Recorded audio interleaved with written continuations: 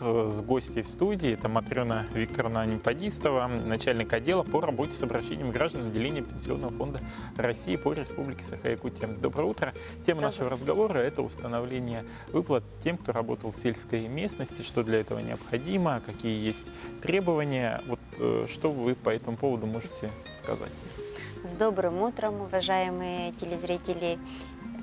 С 1 января у нас увеличится фиксированная выплата для тех, там три условия. Для тех, кто проживает в данное время в сельской местности, которые проживают, должны быть проработать в сельском хозяйстве 30 лет и не должны работать на этот момент. На сегодняшний день по материалам пенсионного дела мы уже перерасчитали порядка 2600 нашим жителям будет эта прибавка к пенсии.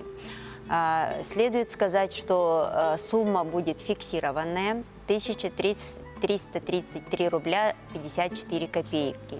То есть, если у нас фиксированная выплата идет с районным коэффициентом, то вот эта прибавка 25%, она будет без районного коэффициента, фиксированная сумма пойдет. Очень много вопросов поступают сейчас, как будет подсчитываться этот стаж. Многие спрашивают, как будет, нужен ли стаж этот непрерывный. Он не нужен, подсчитывается он календарно.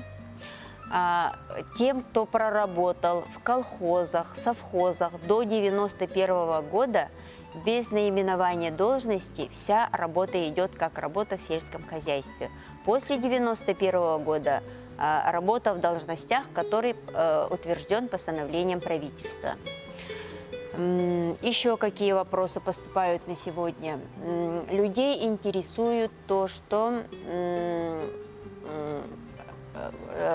прибавка какой категории, да? Еще раз повторю, жителям, если он сегодня, он проработал 30 лет, да, имеет этот стаж, и на сегодняшний день живет в городе Якутске, к сожалению, ему эта выплата не положена. То есть обязательно прописка именно на селе? Да, человек должен проживать на селе.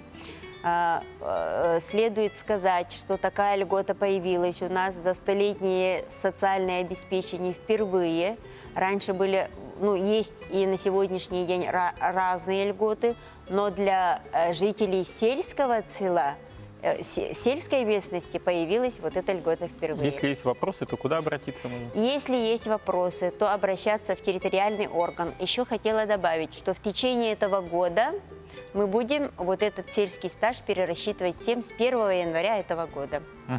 Спасибо большое, Матрена Викторовна, за то, что подошли в студию, разъяснили нашим селянам. Я думаю, что если вопросы будут появляться, они могут смело обращаться как в территориальные фонды, так и напрямую через сайт Пенсионного фонда, непосредственно в отдел обращения граждан. Не в отдел обращения, а в территориальные органы. Спасибо.